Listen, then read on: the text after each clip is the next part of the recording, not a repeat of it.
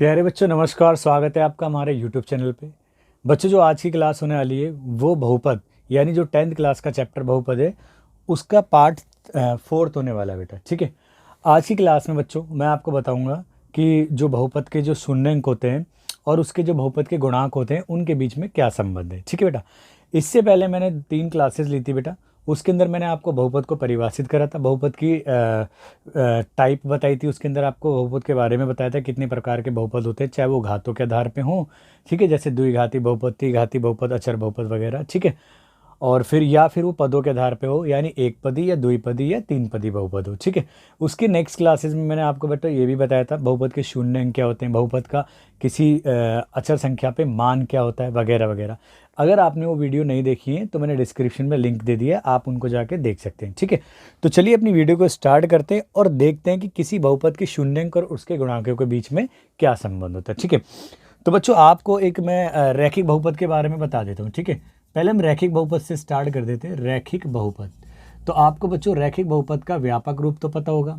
ठीक है, रैखिक बहुपद का व्यापक रूप बेटा कुछ इस तरीके से होता है, ए एक्स माइनस या प्लस जो भी है बी। ठीक है, जहाँ पे A should not equal to zero, यानी जो ए है उसका जो एक्स का गुणांक है, यानी जो ए है वो जीरो के बराबर नहीं होगा।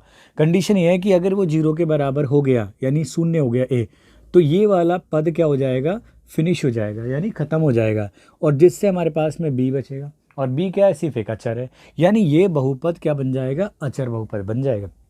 इसीलिए इसकी पहचान को बरकरार रखने के लिए यहाँ कंडीशन लगाई जाती है कि ए बराबर नहीं होना चाहिए जीरो। ठीक है, अगर हम शून्यंक की बात करें बेटा, तो आपको याद होगा कि हम शून्यंक निकालने के लिए, यानी शून्यंक का मतलब क्या होता था वास्तव में, शून्यंक का मतलब ये होता था कि बहुपद में उपस्थित चर राशि का वह मान होता था जो बहुपद में रखने पर बहुपद की वैल्यू को यानी उसके मान को जीरो के बराबर रख देगा, अर्थात वो बहुपद को जीरो बना देगा। उस अचर राशि को या उस चर राशि के मान को हम क्या कहते थे, बहुपद का शून्यंक कहते थे। ठीक है बेटा, चाहे वो खुद शून्य हो या ना हो, या हो भी सकता है, लेकिन वो बहुपद में रखने पे उसको शून्य जरूर बना देगा। तो हम उस राशि को हम क्या कहते थे, या उस वैल्यू को क्या कहते हैं, बहुपद का शून्यंक कहते थे।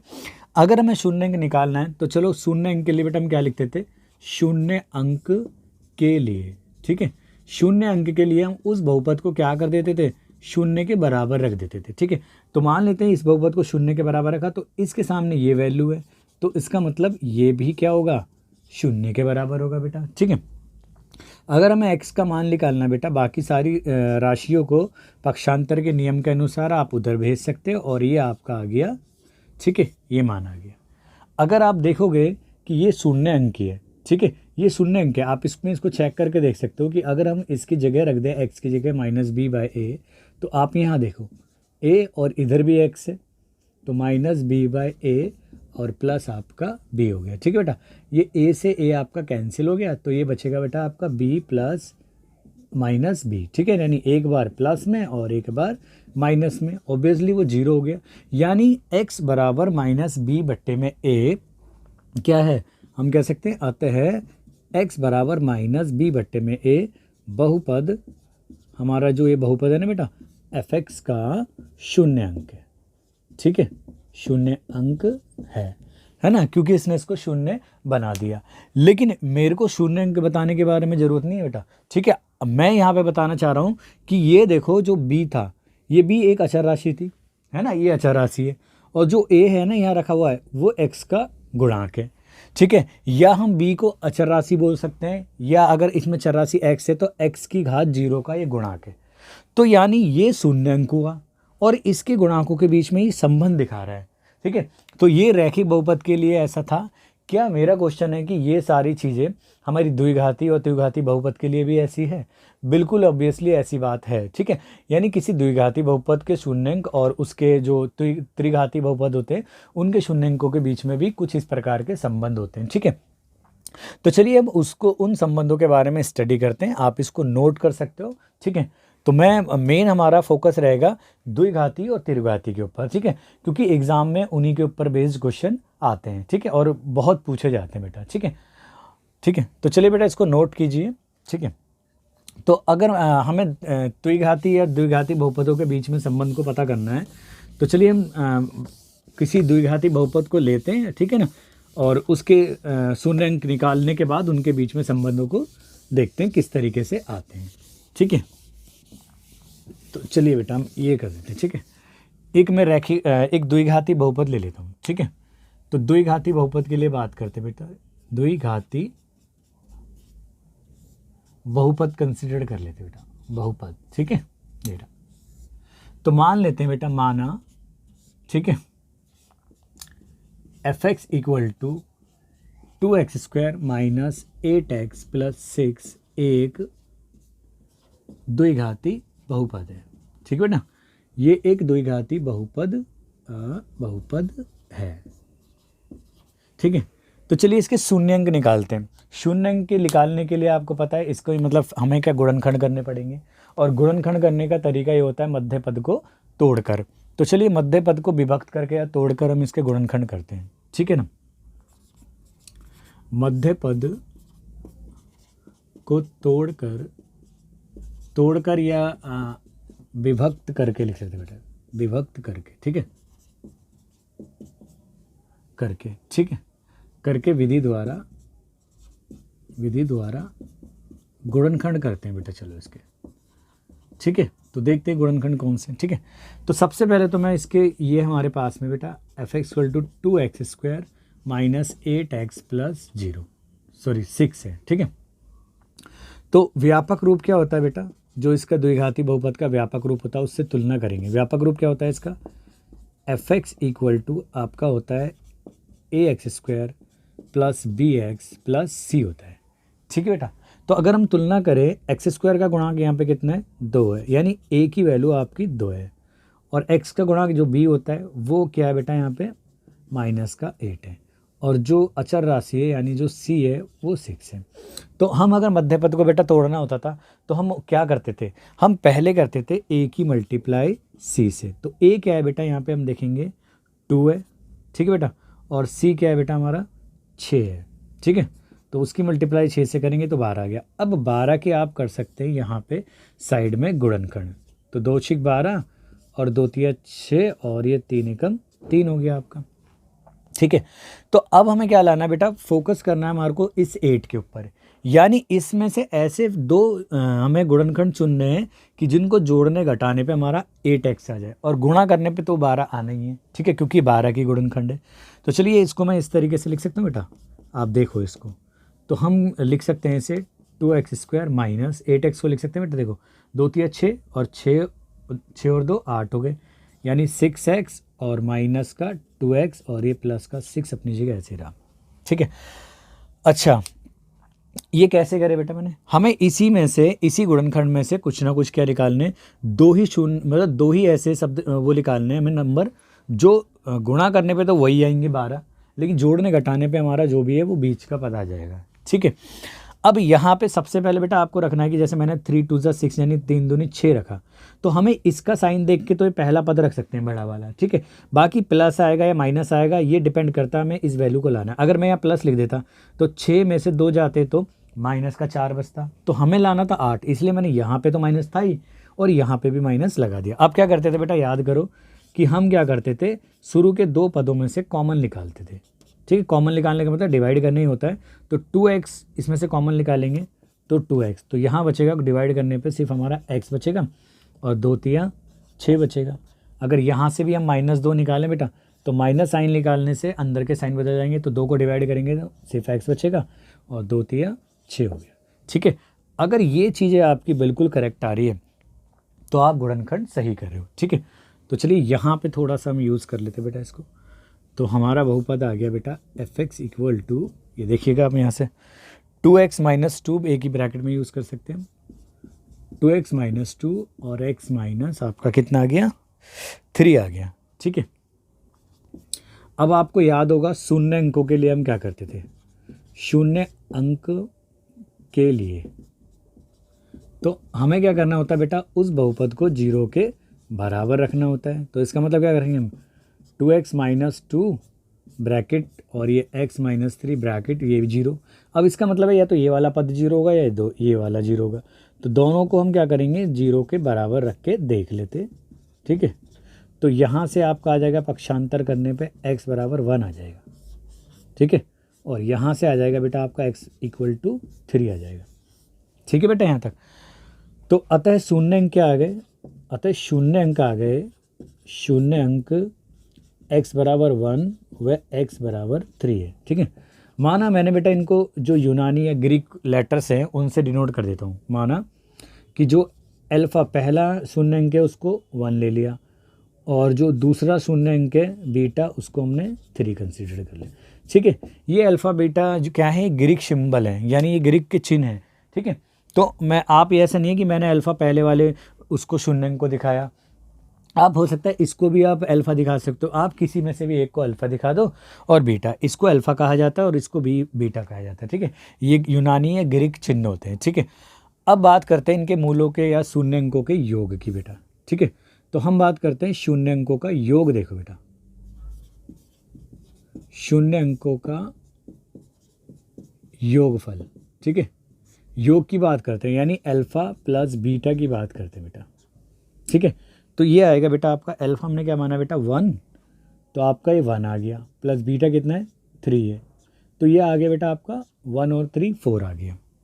ठीक है, अच्छा इसी 4 को बेटा मैं इस तरीके से लिख सकता हूँ। देखो आप, अल्फ़ा प्लस बीटा बराबर, यहाँ से देखें आप, x का जो गुणांक है वो -8 है, तो मैं इसके रूप में लिख सकता हूँ बेटा। देखो माइनस और ये -8 और बट्टे में एक्स स्क्वायर का गुणांक कितना है बेटा यहाँ पे 2, यानी a की वैल्यू कितनी है यहाँ पे 2 है, तो मैंने ऐसे लिखा। तो अगर मैं इसको भी कैंसिल करूँ, देखो आप, माइनस माइनस आपका प्लस हो गया, और ये 2 को डिवाइड करेंगे, मतलब 8 को डिवाइड करेंगे 2 से, तो ये हमारा 4 ही आएगा। तो इसका मतलब क्या हो गया, देखो 4 ही आ रहा है ये भी, तो इसका मतलब हो गया मूलों का जो योगफल है अल्फ़ा प्लस बीटा है वो क्या आ रहा है -8। क्या है बेटा यहाँ देखो आप, x का गुणांक, यानी ये है हमारा -x का गुणांक।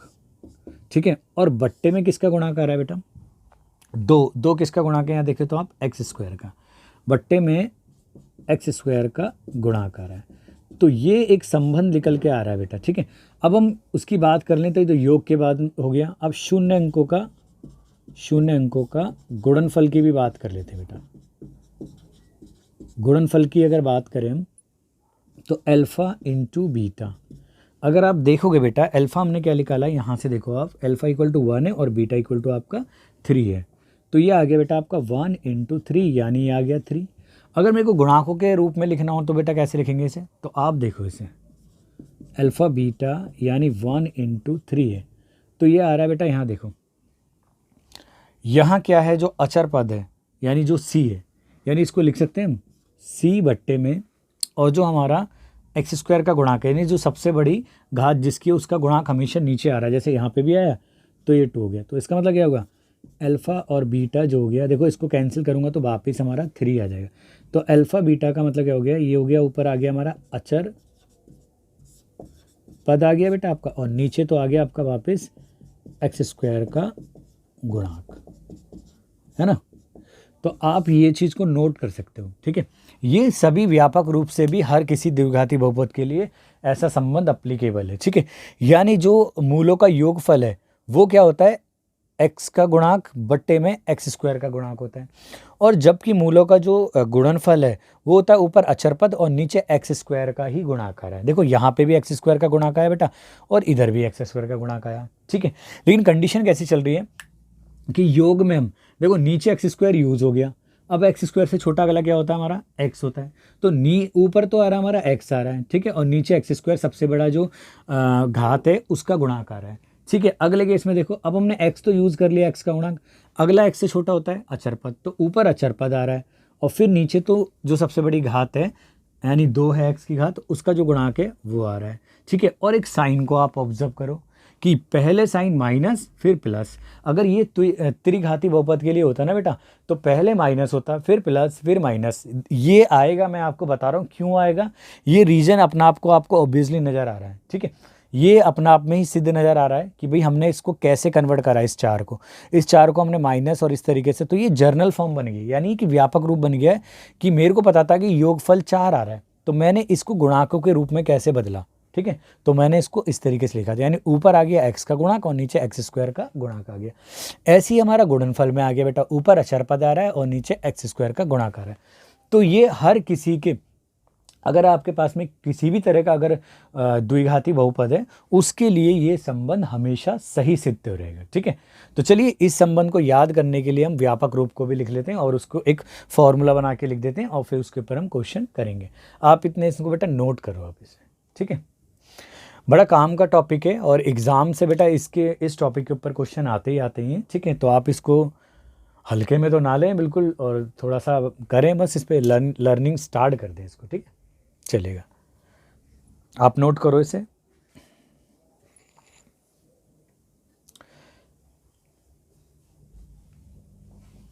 चलिए बेटा, हो गया। तो चलिए बेटा इसको मैं मिटा देता हूँ, यानी रब कर देते हैं, ठीक है। चलिए, चलो तो अब हम व्यापक रूप में देखते हैं कि जो द्विघाती बहुपद होता है बेटा, उसके गुणाकों में और जो इस संबंध हमने देखा, इसी को हम एक फॉर्मूला बना के लिख देते हैं, ठीक है। किसी कोई भी मतलब वो हर किसी तरह के द्विघाती बहुपद के लिए अप्लीकेबल होगा, ठीक है। तो चलिए बेटा,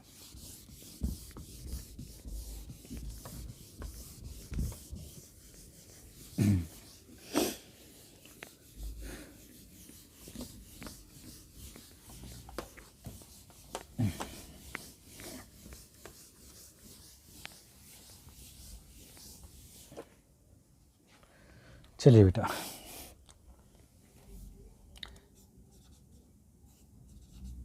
द्विघाती मतलब बेटा क्वाड्रेटिक होता है, द्विघाती बहुपद, ठीक है। बहुपद के शून्य अंक लिखना था, ठीक है। बहुपद के शून्यंक व गुणाकों के बीच संबंध, ठीक है बेटा, ठीक है। ये ऐसे लिख सकते हैं बेटा हम, relationship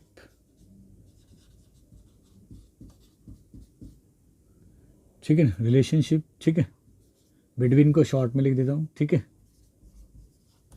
zeros and coefficient of a quadratic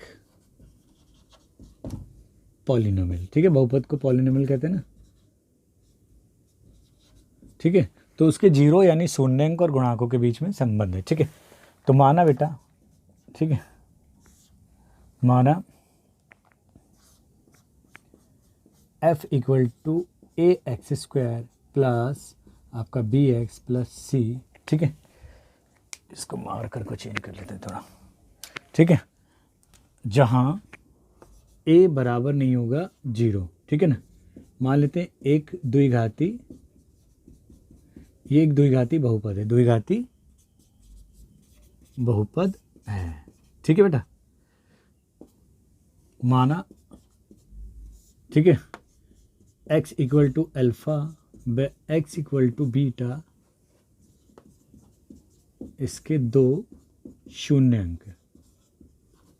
शून्यंक यानी जीरोज बोलते हैं बेटा इसे इंग्लिश में, ठीक है। तो मान लेते हैं इस द्विघाती बहुपद के दो शून्यंक जिनको हमने एक x इक्वल टू अल्फा से दिखा दिया बेटा, ब्रैकेट में बना देता हूँ, और एक x इक्वल टू बीटा से हमने दर्शा दिया, ठीक है। अगर हम बात करें इसकी, ठीक है, तो जो शून्य अंक है, इसके शून्य अंकों का जो योग है, ठीक है बेटा, जो योग होगा वो होता है यानी अल्फ़ा प्लस आपका बीटा इक्वल टू होता है माइनस, ठीक है। क्या देखा था बेटा हमने, x का गुणांक यानी माइनस b, और फिर डिनोमिनेटर में यानी हर में क्या आ रहा था, सबसे बड़ी घात का गुणांक, यानी यहाँ पे a है, ठीक है। तो इसको हम s से भी दिखा सकते हैं, s माने सम होता है ना, सम ऑफ जीरोज लिख सकते हैं बेटा इसे, ठीक है। तो s इक्वल टू यानी alpha plus beta equal to हो जाता है माइनस बी बाई ए। तो आप एक तो इस बात को नोट कर लें, ठीक है। और अगर हम बात करें शून्य अंकों का गुणनफल यानी product of zeros, product of zeros. तो ये होता है बेटा अल्फ़ा इंटू बीटा। या आपने देखा था अचर पद आ रहा था, यानी अचर पद क्या है बेटा यहाँ पे c, और जो सबसे बड़ी पावर है उसका गुणांक क्या है, नहीं एक्स स्क्वायर की घात का गुणांक कितना है, 2 का a है। ठीक है, तो या अगर हम प्रोडक्ट को p से डिनोट करें तो प्रोडक्ट आ जाएगा बेटा हमारा alpha into beta equal to हो जाएगा c/a। तो आप एक इस चीज़ को भी नोट कर लें। ठीक है, यानी सिंपल सा लॉजिक है जो हमने अभी तक देखा, आपके सामने मैंने उसको सिद्ध करके भी दिखाया कि वो ऐसा बन रहा था। यानी ये अगर द्विघाती बहुपद है व्यापक रूप में, ठीक है, तो किसी भी द्विघाती बहुपद के लिए क्या होगा, जो उसके जो शून्य अंक है, ठीक है, शून्य अंक का जो योगफल होता है वो -b/a होता है, जहाँ b क्या होता है, x का गुणांक होता है, और a क्या होता है, x², यानी जो सबसे बड़ी डिग्री है ना, यानी जो घात है उस वाले पद का गुणांक होता है। ठीक है, इसको b को मैं थोड़ा सही से बना देता हूँ। ठीक है, यानी -b/a होता है। और अगर हम शून्य अंकों के गुणनफल की बात करें, यानी उनका गुणा करके देखें, तो वो आता है हमारा अल्फ़ा इंटू बीटा, वो आता है c/a आता है। ठीक है, अब इसके अलावा एक चीज़ और होती है बेटा, कि हमें कई बार ऐसा होता है कि ये जो योगफल है ना, मतलब द्विघाती बहुपद का योगफल आपको दे रखा होगा, इवन उसका गुणनफल भी उसके शून्य अंकों का दे रखा होगा, लेकिन उस केस में वो क्या कहता है, उस बहुपद को प्राप्त करवाना चाहता है, यानी वो इसको वापस निकलवाना चाहता है। ठीक है, तो उस केस में हम क्या करेंगे, तो उसको भी बता देता हूँ कैसे उसकी रचना करते हैं हम। तो देखो भाई, यहाँ लिख देता हूँ, थोड़ी हेडिंग डाल देता हूँ, द्विघाती बहुपद की रचना, द्विघाती बहुपद की रचना, रचना मतलब उसको बनाना। ठीक है, जब शून्य अंकों, या को थोड़ा सही बना लेना बेटा। ठीक है, शून्य अंकों तथा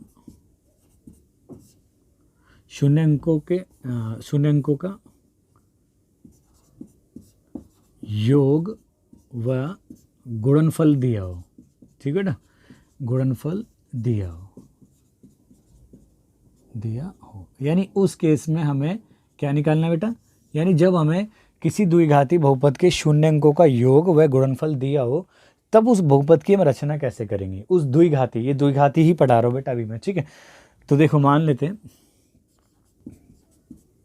माना x बराबर अल्फ़ा व x बराबर बीटा। ठीक है, द्विघाती बहुपद, मान लेते हैं एक द्विघाती बहुपद f(x) के शून्य अंक है। ठीक है बेटा, मान लेते हैं x इक्वल टू अल्फ़ा और x इक्वल टू बीटा, इसके शून्य अंक है। अच्छा, शून्य अंक के बारे में भी आपको थोड़ा सा जानकारी बता दूं, मैंने पिछली वीडियो में वो सारी चीज़ें हैं, यानी जिस बहुपद की जितनी घात होती है उसके उतने शून्य अंक होते हैं। आपने देखा होगा कि रैखिक बहुपद में, जिसमें मैंने अभी निकाला था x इक्वल टू -b/a निकाला था, उसका एक ही शून्य अंक था, और द्विघाती के आप देख रहे हो 2 शून्य अंक है। ऐसी त्रिघाती के बहुपद जो होता है उसके 3 शून्य अंक होते हैं, यानी किसी बहुपद की जितनी घात होती है ना बच्चे, उतनी ही उसके शून्य अंक होते हैं। ठीक है, तो बहुपद की जितनी घात और उतने ही उसके क्या होते हैं बेटा, शून्य अंक होते हैं। तो यहाँ हमने मान लिया कि एक द्विघाती बहुपद है जिसका पहला शून्य अंक बेटा x इक्वल टू अल्फ़ा है और दूसरा x इक्वल टू बीटा है, और वो बहुपद हमारा f(x) है, लेकिन f(x) का हमारे को ये फॉर्मेशन नहीं पता, तो क्या होगा, तो देखो द्विघाती बहुपद क्या होगा। ठीक है, तो देखो बेटा, जो द्विघाती बहुपद होगा वो होगा हमारा f(x) इक्वल टू, अभी ध्यान देना बेटा, ये k एक अचर राशि है, ब्रैकेट यहाँ पे x² माइनस यहाँ पे अल्फ़ा प्लस बीटा, यानी जो शून्य अंक उनका जोड़, और प्लस अल्फ़ा इंटू बीटा, यानी जो शून्य अंक है उनका गुणनफल हो गया। ठीक है, या इससे मैंने आपको बताया था कि मैंने अल्फ़ा और बीटा को, मैंने अल्फ़ा और बीटा के जो योग है, ठीक है, मैंने बोला योगफल को मैं s से दिखाता हूँ सम को, और जो गुणनफल है उसको p से दिखाते हैं। तो हमारा ये भी कह सकते हैं इसे x² minus sx plus p हो गया। ठीक है, और जहाँ क्या है बेटा, जहाँ के एक अचर राशि है। ठीक है, अचर राशि है। अब इस अचर राशि को हम कैसे ज्ञात कर सकते हैं, ये मैं आपको क्वेश्चन में ही बताऊंगा। ठीक है, एक बेटा इसको ध्यान रखना है, कई बार ये बुक है ना बिना के भी देती हैं। ठीक है ना, लेकिन आपको करेक्ट आंसर अगर निकालना है तो इस के का यूटिलाइज करना पड़ेगा आपको, यानी इसका उपयोग करना पड़ेगा। और इसकी वैल्यू कैसे निकाली जाएगी ये मैं आपको क्वेश्चन में समझाता हूँ, ठीक है।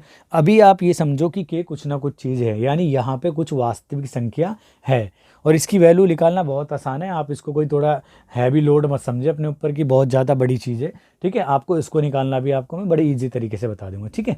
और फिर आपका करेक्ट आंसर भी आ जाएगा। आप इसको नोट करो, मैं फटाफट से आपको क्वेश्चनों के साथ में टाइप वाइज प्रैक्टिस कराता हूँ, जो बोर्ड ओरिएंटेड क्वेश्चन है, यानी जो हमारे सीबीएसई बोर्ड में आ सकते हैं, जिनके चांसेस हैं या जो पहले से प्रीवियस ईयर में आ रहे हैं।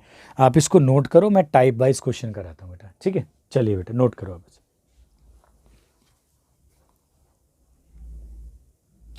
अच्छा मैं इसको यहाँ लिख देता हूँ, ये द्विघाती बहुपद है बेटा, ठीक है। तो के है और ये क्या कहलाएगा हमारा, ये हमारा द्विघाती बहुपद है, ठीक है। द्विघाती बहुपद है, ठीक है। आप यहाँ पे भी लिख सकते हो, तो बहुपद क्या हो जाएगा हमारा, बहुपद एफ एक्स हमारा ये आ जाएगा, ठीक है। अब नोट कीजिए बेटा इसे, ठीक है।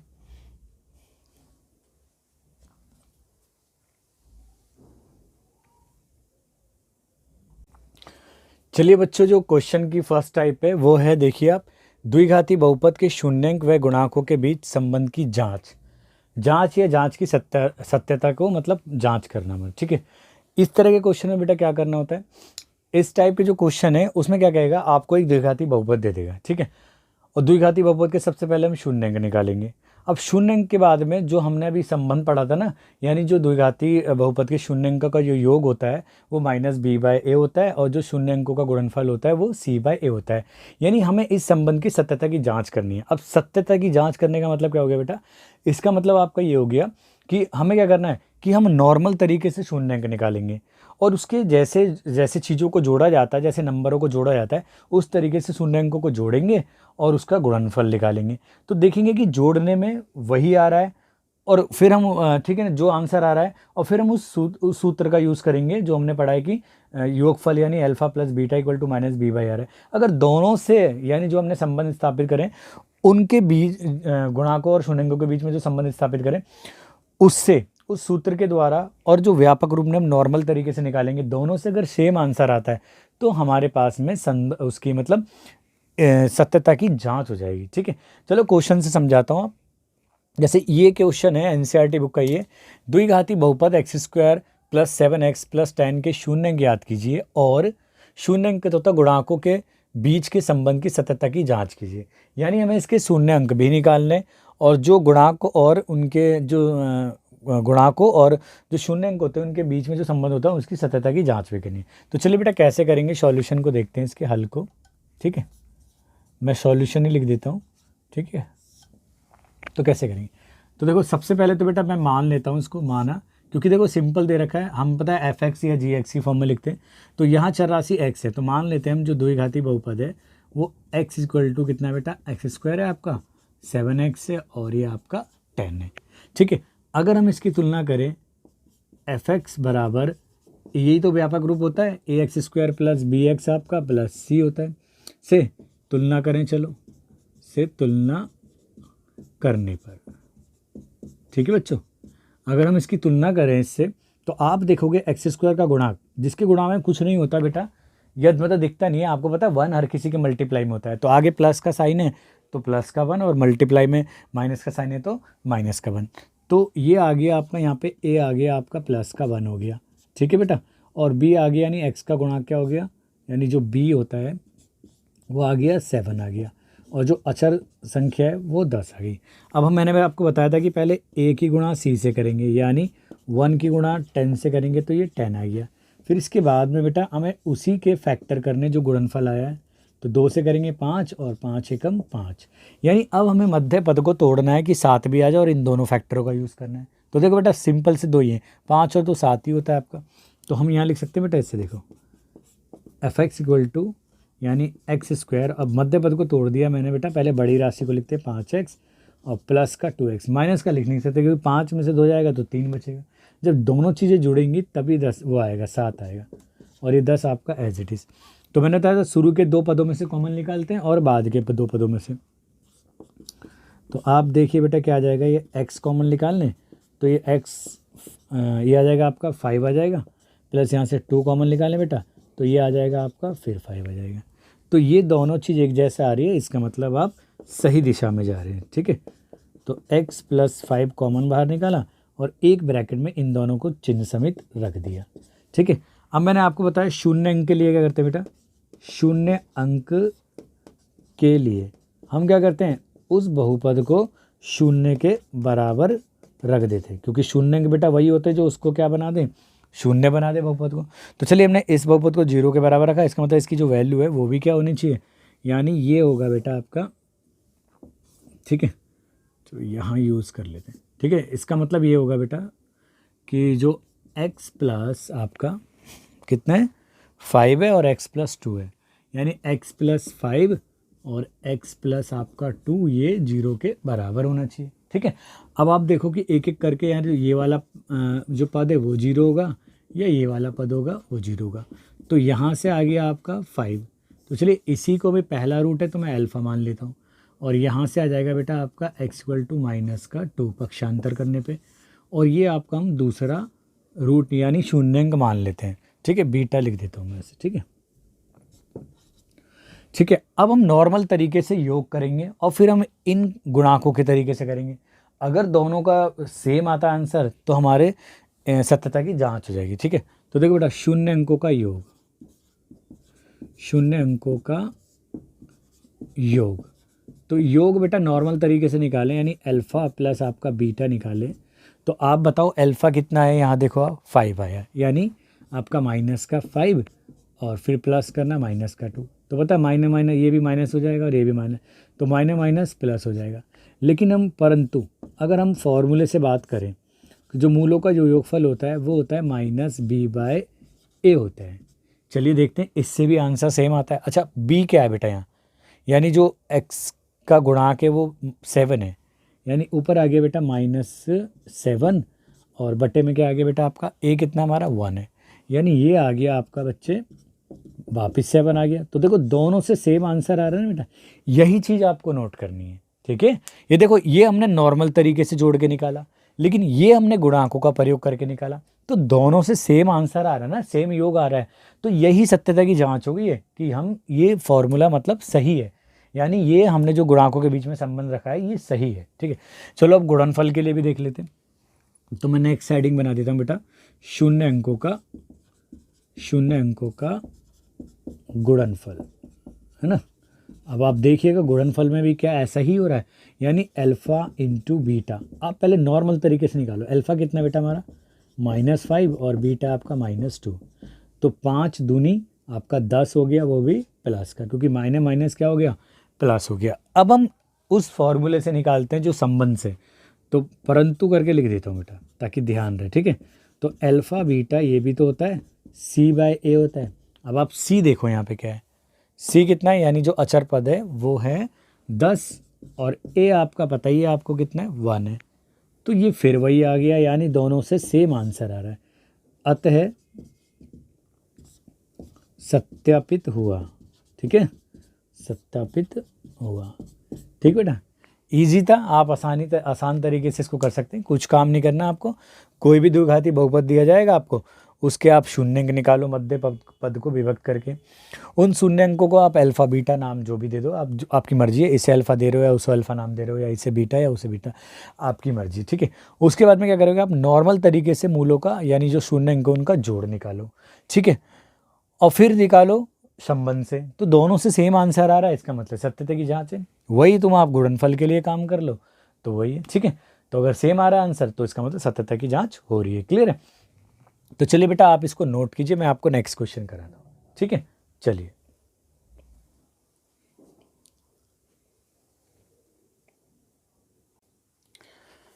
चलिए बेटा जो फर्स्ट टाइप है उसी का नेक्स्ट क्वेश्चन है आपका, द्विघाती बहुपद v², यहाँ पे चर राशि बेटा v है।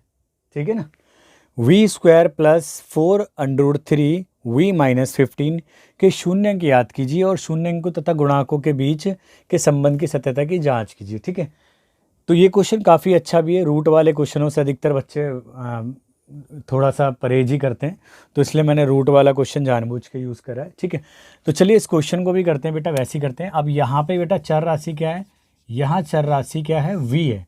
तो हम ऐसे मान सकते हैं बेटा, इसको नॉर्मल तरीके से यूज़ कर लेते हैं। यहाँ पे चर राशि v लिखा, तो आपके पास में v² प्लस 4√3 - 15। ठीक है बेटा, अगर हम इसकी तुलना करें तो हमें पता चलेगा जो v² का गुणांक है, यानी a की वैल्यू कितनी है बेटा, यहाँ पे 1 है। अब मैंने व्यापक रूप को लिखना वो कर दिया, क्योंकि इससे पहले वाले क्वेश्चन में मैंने लिख दिया है। ठीक है, तो आप समझ जाओगे। और जो ये v है यहाँ पे, ठीक है, तो v का गुणांक कितना है बेटा, वो है, यानी जो b की वैल्यू है वो 4√3 है, और जो c है वो -15 है।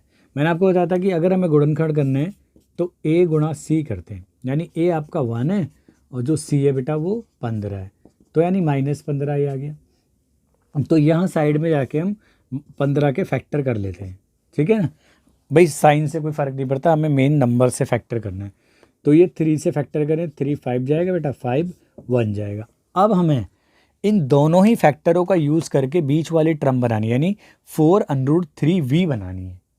अब ये कैसा क्वेश्चन है, देखो बेटा, अब तुम्हें इसके लिए बेटा एक चीज़ ध्यान करनी है, यानी आप √x का स्क्वायर करो, तो इसका मीनिंग होता है बेटा √x multiply by √x equal to x होता है। क्योंकि देखो अंडूड का मतलब होता है आधी घात, यानी हाफ पावर। तो गुणा में घातें जुड़ जाती हैं, तो हाफ पावर एरी, तो हाफ और हाफ एक हो जाएगा ना। तो ये अपना आप में सेल्फ रिजल्ट ही है। ठीक है, अब देखो यहाँ पे हमें √3 बनाना है और यहाँ 5 का यूज़ करना है, तो 3 को बेटा ब्रेक नहीं करा जा सकता ऐसे, √3 इंटू √3, तो भाई दोनों के मल्टीप्लाई करेंगे 3 आ जाएगा। तो आप देखो यहाँ से हम नॉर्मली कैसे बनाएंगे इसको, तो देखो FV इक्वल टू v² ऐसे ही लिखा बेटा, प्लस आप यूज़ कर सकते हो इस 5v लिख सकते हैं इसे, ये मैंने लिखा 5v। ठीक है, v और पहले लिख देते हैं √3v माइनस, और ये लिख सकते हैं हम √3v और ये -15 एज इट इज़। आप देखो इसे, 5√3v में से 1√3v जाएगा, तो आपका प्लस का 4√3v बनेगा। और देखो मल्टीप्लाई कर, देखो 5 तो अलग, 3 √3 की 3 से करेंगे 3 आएगा, तो 3 मल्टीप्लाई बाय 5, यानी 3 पंजे 15, 15 ही बन रहा है जो गुणनफल निकल के है। ठीक है, आप इसको करके देख सकते हो, मल्टीप्लाई करने पे यही 15 वापस आ जाएगा। और लेकिन एडिशन या सब्ट्रैक्शन नहीं, जोड़ या घटाने पे ये वापस 4√3v ही बन रहा है ना। तो देखो यानी 5 √3v में से 1 √3v गया, तो बेटा यही तो बचेगा, 4 √v बचेगा ना, √3v तो बचेगा ना। तो ये एकदम सही इसके फैक्टर हुए हैं। अब हमारा मेन काम क्या होता है बेटा, यहाँ से हमें शुरू के 2 पदों से कॉमन लेना। तो यहाँ से v कॉमन आ रहा है, तो ब्रैकेट में बचेगा 1 + 5√3 बचेगा। अब इन दोनों में से क्या लें, अब देखो एक चीज़ और नोट करो बेटा, 15 को हमने लिखा था अभी, 15 को लिखा 3 × 5, तो मैंने बताया इस 3 को अगेन नहीं ब्रेक कर सकते हम, √3 × √3 × 5, यानी इस 15 में भी √3 अवेलेबल है, यानी यहाँ पे भी उपलब्ध है √3। तो अगर मैं √3 को बाहर निकाल लूँगा इसमें से, तो देखो √3 कॉमन निकाला बाहर, तो यहाँ बचेगा माइनस, और साइन आपको पता चेंज हो जाते हैं। तो यहाँ देखो √3 तो निकल गया बाहर, तो क्या बचेगा 5 और √3 बचेगा, यानी और साइन बदल जाएगा, यानी 5√3 बचेगा आपका। तो इसका मतलब ये बिल्कुल सही आया है आपका। तो फिर इसे पूरे को कॉमन बाहर निकाल दो आप, तो बचेगा बेटा आपका v और ये 5√3, और ये बचेगा साइन समेत -√3। देखो बेटा कंफ्यूज मत हो, अगर आपको इसमें समस्या लग रही है, इजी है। आप ये देखो कि हमें √x का स्क्वायर करेंगे, यानी √x की मल्टीप्लाई √x करेंगे, अगर अंदर सेम क्वांटिटी है तो इन दोनों की मल्टीप्लाई को अंदर का रिजल्ट आ जाता है। जैसे हम 3 को ब्रेक कर सकते हैं, √3, तो मैंने इसी 3 का यूटिलाइज़ करा इस वाले फैक्टर का, तो मैंने ब्रेक कर दिया उसे 5√3v और √3v, क्योंकि इसकी मल्टीप्लाई करेंगे आप वापस 15 आ जाएगा, और इसमें से सब्ट्रैक्ट करेंगे वो मध्य पद ही आ जाएगा घटाने पे, है ना। तो इसलिए यूज़ करा। और 15 को भी आप देखो 3 × 5 लिखते हैं, फिर 3 को मैंने ब्रेक कर दिया 2 पार्ट में, है ना। तो आप इसको एक बार समझोगे आसानी से आपको समझ में आ जाएगा। कोई ये ऐसा नहीं है कि आपको लगे रूट वाली टर्म होती है वो बहुत ज़्यादा हैवी होती है, ठीक है, कुछ नहीं होता, आप इजी करोगे 1-2 बार में समझ में आ जाएगा। अब 0 अंक के लिए क्या करते हैं बेटा, हम 0 अंकों के लिए क्या करते हैं बेटे, उस बहुपद को हम किसके बराबर रख देते हैं, 0 के बराबर। तो यहाँ से आपके शून्य अंक आ जाएंगे, यानी ये आ जाएगा आपका v प्लस 5√3 और v माइनस अंडर में 3 है 5 है 3 आ रहा है, ठीक है। और ये आ रहा है बराबर 0 के। तो इसका मतलब क्या हो गया बेटा, v प्लस 5√3 इक्वल टू एक बार ये 0 होगा और v माइनस √3 इक्वल टू 0, ठीक है। तो यहाँ से आप देखेंगे कि जो v की वैल्यू आई यानी चर राशि की वैल्यू 5√3 आ गई एक, है ना, और दूसरी क्या आ गई बेटा प्लस का √3 आ गई। तो आप एक काम करो, इसे अल्फ़ा ले लेते हैं और इसे बीटा। अब हम क्या करते हैं, शून्य अंकों का योग निकालते हैं नॉर्मल तरीके से। शून्य अंकों का अगर आप योग निकालें तो यानी अल्फ़ा प्लस आपका बीटा, तो अल्फ़ा कितना है बेटा -5 भी सही नहीं बन, ठीक है, 5√3 और ये प्लस में √3। तो देखो बेटा प्लस माइनस माइनस हो जाएगा और ये माइनस का आपका जाएगा 4√3। लेकिन अगर हम बात करें दूसरी तरीके से, परंतु अल्फ़ा बीटा आपको पता है ये भी होता है -b/a भी होता है ना। तो चलिए b की वैल्यू देखो यहाँ से क्या है, मैंने यहाँ ली b की वैल्यू कितनी बेटा 4√3 और बटे में a कितना है बेटा हमारा, a यहाँ पे 1 ही है, तो ये आ गया हमारा -4√3। तो आप देखो दोनों तरीके से आंसर सेम ही आ रहा है, इसका मतलब योगफल तो सत्यापित हो गया। अब हम गुणनफल की भी बात कर लेते हैं। तो शून्य अंकों का गुणनफल तो वो होगा बेटा अल्फ़ा इंटू आपका बीटा होगा, वो होगा यहाँ पे अल्फ़ा कितना बेटा हमारा हमने कंसिडर करा -5√3 और इंटू आपका बीटा है √3, ठीक है बेटा। अगर मल्टीप्लाई करेंगे आप वही देखो ये फिर यूज़ हो रहा है, ये 3 √3 के √3 से करेंगे तो सिर्फ 3 आएगा, तो यानी 3 की गुणा √3 से करेंगे √3 के √3 से तो 3 हो जाएगा और 3 की मल्टीप्लाई 5 से करेंगे तो ये आ जाएगा आपका -15। फिर परंतु यूज़ करा हमने, परंतु अब हमारा जो संबंध है उससे आंसर क्या होता है, अल्फ़ा इंटू बीटा होता है हमारा c/a।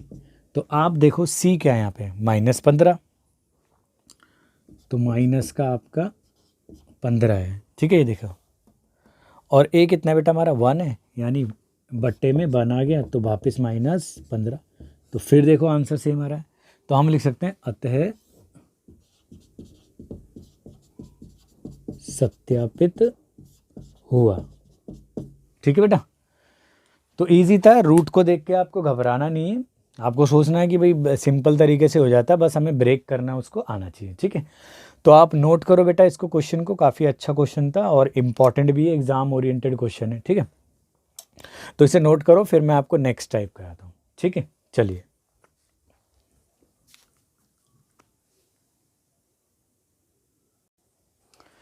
चलिए बेटा नेक्स्ट टाइप है हमारी शून्य अंकों के बीच में और गुणांकों के बीच से रिलेटेड, वो है द्विघाती बहुपद याद करना जब शून्य अंकों का योग, यानी हमें शून्य अंकों का क्या दे रखा हो बेटा, योग व गुणनफल दिया हो, यानी जिस केस में हमें शून्य अंकों का योग और गुणनफल दे रखा हो उस केस में हमें उस बहुपद को याद करना, ठीक है। मैंने आपको बताया था बेटा कि जो द्विघाती बहुपद होती है उसकी जो शून्य अंकों से रचना होती है वो k² और जो शून्य अंक होते हैं उनका योग और प्लस शून्य अंकों का गुणनफल, ये सूत्र होता है ना।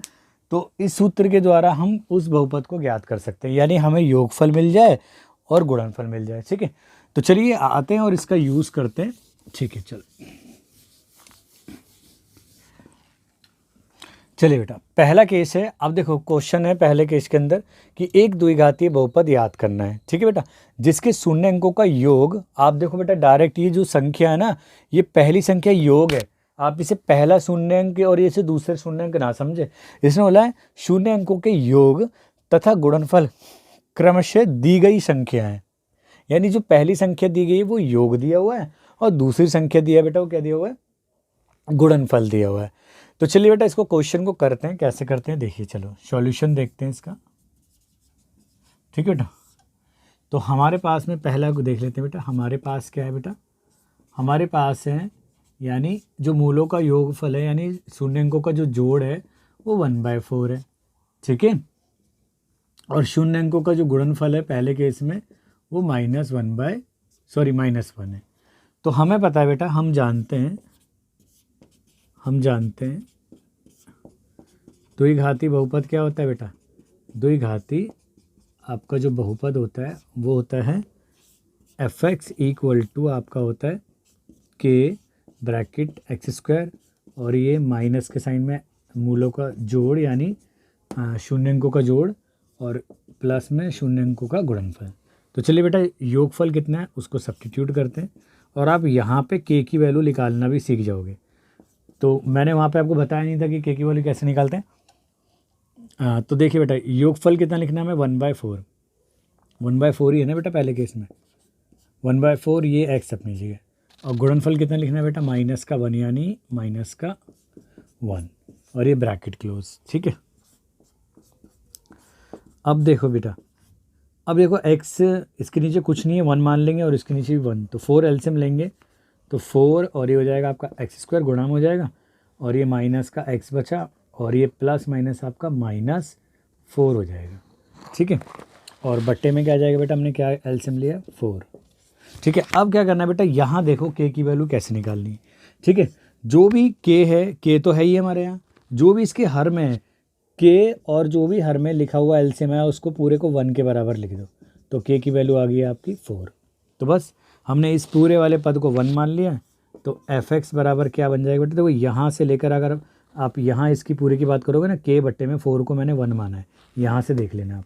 ठीक है, तो ये आ जाएगा आपका 4x² माइनस x माइनस 4। तो अतः ठीक है, द्विघाती बहुपद क्या आ जाएगा बेटा, द्विघाती बहुपद आ जाएगा आपका fx equal to 4x² minus x और -4। तो ये आ गया आपका आंसर। ठीक है, चलिए नेक्स्ट क्वेश्चन करते हैं बेटा, इसका सेकंड पार्ट देखो बेटा। तो हमारे पास क्या क्या है बेटा, हमारे पास है, आप देखिए ये शून्यंकों का जोड़ इन्होंने दिया √2। ठीक है, और जो उनका गुणनफल है यानी अल्फ़ा इंटू बीटा वो दिया 1/3 दिया बेटा।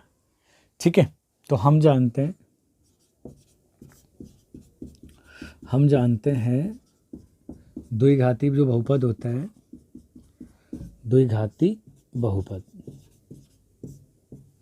वो होता है आपका fx इक्वल टू k बेटा x² माइनस जो शून्यंक उनका जोड़ और फिर ये शून्यंक ऐसी की ऐसी गुणनफल में। तो बस आप वैल्यू रखो इनकी। ठीक है, k को ऐसी रहने देना, x² आपका अपनी जगह वही है। अब जोड़ देखो बेटा, इन्होंने कितना दिया है, √2 दिया है और ये x अपनी जगह, प्लस गुणनफल कितना दिया बेटा 1/3। तो इसके नीचे कुछ नहीं है, 1 लगा सकते हैं, इधर भी 1 लगा सकते हैं। ठीक है, तो मैं इसे भी फ़िलहाल रब कर देता हूँ, आप समझने के लिए कर सकते हैं इसे। ठीक है, ठीक है, तो एलसीएम कितना आ रहा है बेटा, इनके नीचे 1 है और ये 3 आएगा एलसीएम, तो ये आ जाएगा बेटा आपका k और ये आ जाएगा आपका 3x² और 3√2x और प्लस 1 आ जाएगा और ये आपका बट्टे में आ गया 3 हो गया। मैंने बोला था ना कि जो k और जो भी पूरे हर के नीचे आया उस पूरे को साइड में ले जाके 1 रख दो, तो k की वैल्यू आ गई आपकी 3। तो अतः बहुपद आ जाएगा बेटा आपका fx equal to 3x² minus 3√2x और ये प्लस का 1, ये आपका आंसर आ गया। ठीक है बेटा, सिंपल था, k की वैल्यू रफ में ले आके आप थोड़ा सा इधर साइड में काम कर देना इसका रफ में। ठीक है, तो आपको पता चल जाएगा कि भाई k हमने यूटिलाइज भी कर लिया और उसकी वैल्यू भी फाइंड करके हमने रख दी। ठीक है, कई बुकों में क्या होता है बेटा, कई बुकें क्या करती हैं जो कि k को एज इट इज़ रखती हैं। ठीक है, तो वो भी अपनी जगह ठीक है, लेकिन जो NCERT बुक है, एग्जाम्पलर बुक है, वो k की टर्म में नहीं लिख रही है। ठीक है, तो ऑब्वियसली अगर एग्ज़ाम में भी क्वेश्चन आता है तो आपको पता है NCERT एग्जाम्पलर या फिर जो CBSE बोर्ड की जो आंसर शीट होती है उसके अकॉर्डिंग, यानी जो मार्किंग स्कीम होती है उसके अकॉर्डिंग चेक होते हैं। तो आप k की वैल्यू को k को रखें क्यों, आप k को इस तरीके से फाइंड कर देना। ठीक है, तो ईजी था, आप इसको क्वेश्चन को इस तरीके से कर सकते हैं। चलिए मैं नेक्स्ट 2 पार्ट और कराता हूँ, आप इसे अपने नोट कीजिए। ठीक है, चलिए बेटा नोट कीजिए।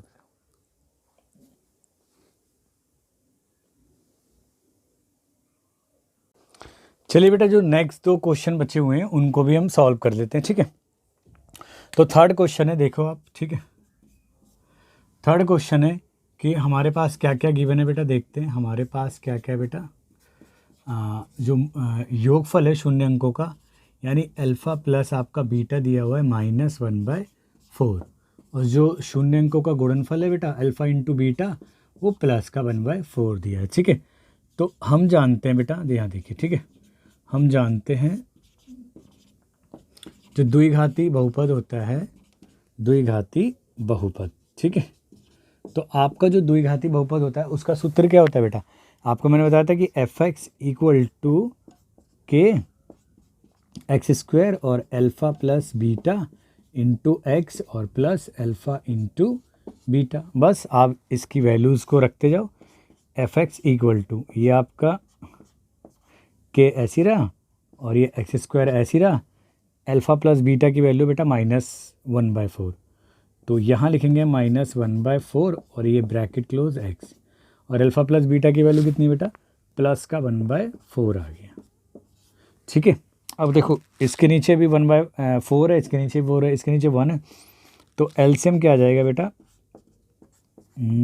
आपका आ जाएगा 4 ही आ जाएगा।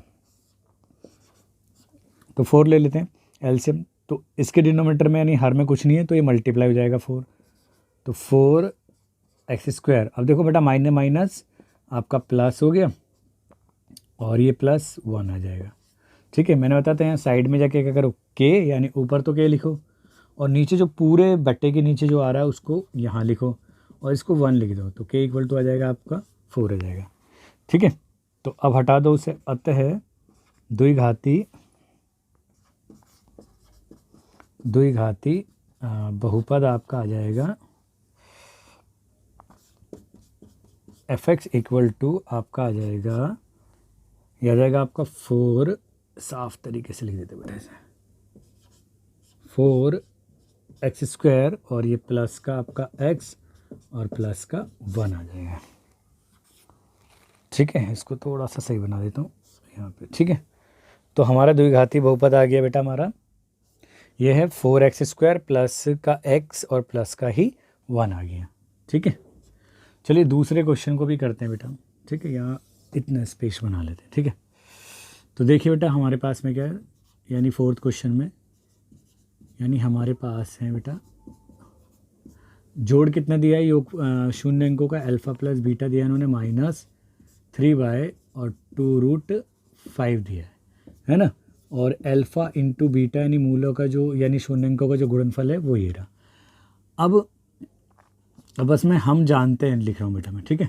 थोड़ी सी थ्योरी को करते हैं। हम जानते हैं कि जो द्विघाती बहुपद होता है fx इक्वल टू होता है के लिखेंगे यहाँ पे, और यहाँ ब्रैकेट में एक्स स्क्वायर और यहाँ alpha plus beta into x plus alpha into beta, ठीक है बेटा। ये क्लोज कर दिया। अब बस आप वैल्यू को सब्स्टिट्यूट करते जाओ और कैलकुलेशन करनी है बस आपको थोड़ी सी, ठीक है। एक्स स्क्वायर आपका वहीं रहा, अल्फ़ा प्लस बीटा की वैल्यू क्या रखनी है बेटा, माइनस और ये 2√5 हो गया आपका, और ब्रैकेट क्लोज, एक्स अपनी जगह और अल्फ़ा इंटू बीटा लिखना है आपको -1/2 लिखना है, ठीक है।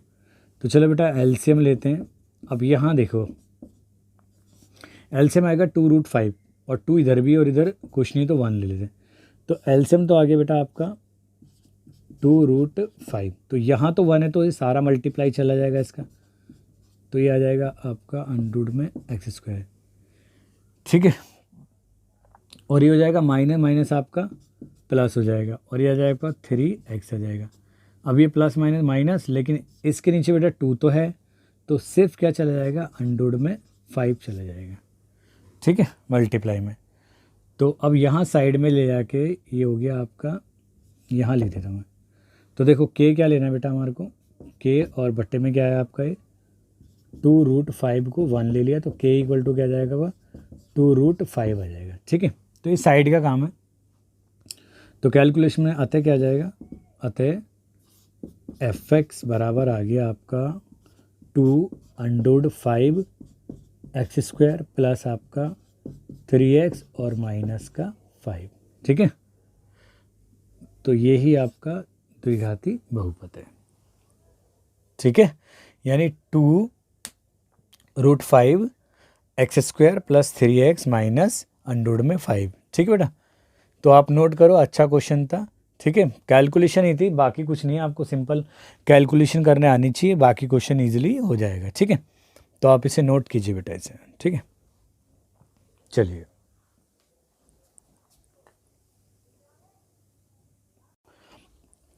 चलिए बेटा, आपकी थर्ड टाइप पे क्वेश्चन है। ठीक है, ये है हमारे दिए हुए व्यंजक यानी एक्सप्रेशन का मान याद करना। ठीक है ना, याद करना जब, यहाँ पे लिखा है बेटा, थोड़ा सा जब कर लेना इसे। ठीक है, यानी यहाँ करके लिख देता हूँ मैं, जब। ठीक है, योग व गुणनफल द्वारा। ठीक है, यानी हमें क्या करना हो, या योग लिख देता हूँ सिंपल ऐसी, कि योग व गुणनफल द्वारा हमें क्या करना है, किसी व्यंजक का मान याद करना। ये काफ़ी इंपॉर्टेंट टाइप भी है आपकी, और एग्ज़ाम में काफ़ी पूछी जाती है। ठीक है, इसमें क्या करना है बेटा, हमें सिर्फ क्या करना है, योग व गुणनफल का प्रयोग करना है, और कोई हमारे पे एक्सप्रेशन यानी एक व्यंजक दे रखा होगा, व्यंजक, उस व्यंजक का हमें मान याद करना है। ठीक है, अब तुम्हारे को एक दिमाग में बात याद रहनी चाहिए कि भाई हमारे पास में अगर बहुपद है तो हम उस बहुपद का योग और गुणनफल उसके गुणांकों के द्वारा सिंपल तरीके से निकाल सकते हैं। यानी alpha plus beta equal to होता है माइनस बी बाई ए, और अल्फा इंटू बीटा होता है हमारा सी बाई ए। तो हम ये आसानी से निकाल सकते हैं। लेकिन अगर हमारे पास में व्यंजक किसी भी तरीके से, तो कोशिश करनी है कि उस व्यंजक को सिर्फ हम योग और गुणनफल के रूप में लेके आएँ। ठीक है, तो चलिए क्वेश्चन से समझाता हूँ आपको। ठीक है, तो देखो बेटा सॉल्यूशन, तो एक क्वेश्चन इजी है लेकिन है बड़े अच्छे। ठीक है ना, तो हमारे पास क्या है बेटा, देखना हमारे पास है, ठीक है, एफ एक्स इक्वल टू है आपका 5x स्क्वायर, और ये प्लस आपका 12x है प्लस 7 है। ठीक है, तुलना करने पर, ठीक है, यानी कि इससे एफ एक्स बराबर, जो इसका व्यापक रूप होता है द्विघाती बहुपद का, वो ये होता है ना बेटा, तो इससे तुलना करें तो एक्स स्क्वायर का गुणांक जो a कहलाता है वो 5 है आपका, और जो b है, ठीक है, b कितना है बेटा, यहाँ पे x का गुणांक यानी वो 12 है, और जो c जो अचर पद है वो 7 है। ठीक है, अब देखो शून्य अंकों का योग, ये लिखने की भी ज़रूरत नहीं है, डायरेक्ट में अल्फ़ा प्लस बीटा लिख सकते हैं, वो होता है हमारा माइनस बी बाई ए। आप माइनस बी देखो बेटा कितना आ रहा है, माइनस का 12, और ए आ रहा है बेटा आपका 5। ठीक है, इसके बाद में देखो शून्य अंकों का गुणनफल,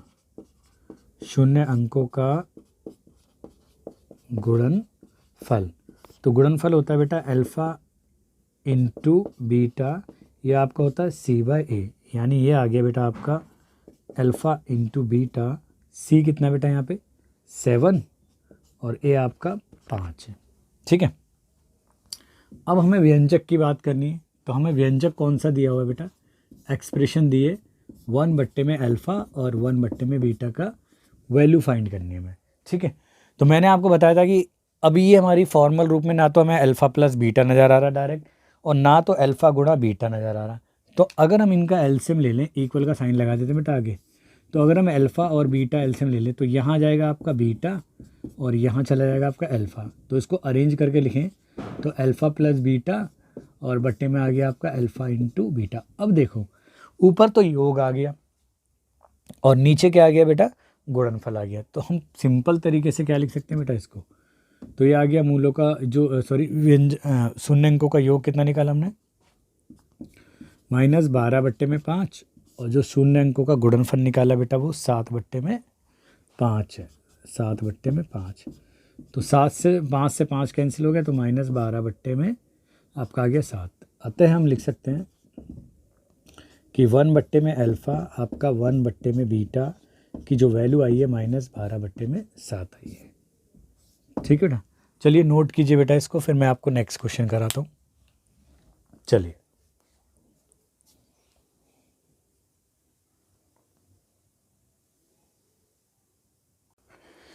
बेटा, आपका नेक्स्ट क्वेश्चन है, क्वेश्चन नंबर ये 5 है बेटा।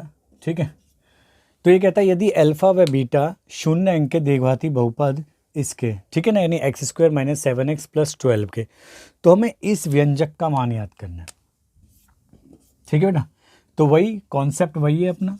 ठीक है, तो देखो बेटा सॉल्यूशन कैसे करते हैं इसका, ठीक है। तो बहुपद क्या है बेटा, बहुपद है हमारे पास, देखे बेटा हमारे पास जो बहुपद है वो है एफ एक्स इक्वल टू आपका है x square minus 7x plus 12।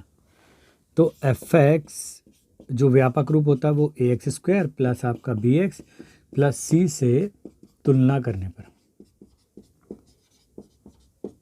अगर हम इसकी तुलना करें तो बेटा हमारे पास में क्या जाएगा, ए जो है यानी एक्स स्क्वायर का गुणांक यानी 1 आ गया, और जो बी है वो माइनस का 7 आ गया, और जो अचर राशि है वो 12 आ गई, ठीक है। अब देखो बेटा अल्फ़ा प्लस बीटा जो होता है वो माइनस बी बाय ए होता है। तो बेटा बी कितना है हमारा, यानी माइनस का 7, और जो ए कितना बेटा 1 है। तो इसका मतलब ये आ गया बेटा सिर्फ 7 आ गया प्लस का। अच्छा अल्फ़ा इंटू जो बीटा होता है वो होता है बेटा सी बाय ए।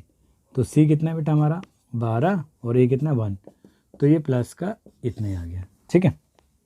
अब बात करते हैं व्यंजक की। तो जो व्यंजक है हमारे पास में, व्यंजक है अल्फ़ा बट्टे में आपका बीटा और बीटा बट्टे में अल्फ़ा, बीटा बट्टे में अल्फ़ा। तो इसको बेटा हम ऐसे अल्फ़ा बीटा एलसीएम ले तो ये हो जाएगा अल्फ़ा स्क्वायर प्लस ये हो जाएगा बीटा स्क्वायर, और डिवाइड में आ जाएगा अल्फ़ा इंटू बीटा। बट आपको एक सिंपल बात पता है, मैंने अभी क्या बताया था इससे पहले भी आपको, कि हमें क्या करना है, क्वेश्चन को सिर्फ योगफल और गुणनफल के रूप में निकालना है। लेकिन यहाँ पे alpha square plus beta square योगफल नहीं है, ये इनके जो शून्य अंक है उनके वर्गों का योगफल है। और जबकि हमारे पास में दो ही चीज़ें, एक तो नॉर्मल तरीके से मतलब दोनों का योगफल है यानी जो 7 है, और जो गुणनफल है दोनों शून्य अंकों का वो 12 आ रहा है, क्लियर है। लेकिन इन्होंने यहाँ पे एक्सप्रेशन में alpha square plus beta square आ रहा है। तो आपको पता है ए प्लस बी का होल स्क्वायर होता है, यानी चलो मैं अल्फ़ा प्लस बीटा की फॉर्म में लिख देता हूँ। अल्फ़ा प्लस बीटा का जो होल स्क्वायर होगा बेटा, ठीक है, जो होल स्क्वायर होगा वो होगा आपको पता है ए का स्क्वायर यानी alpha square plus beta square plus 2 alpha into beta.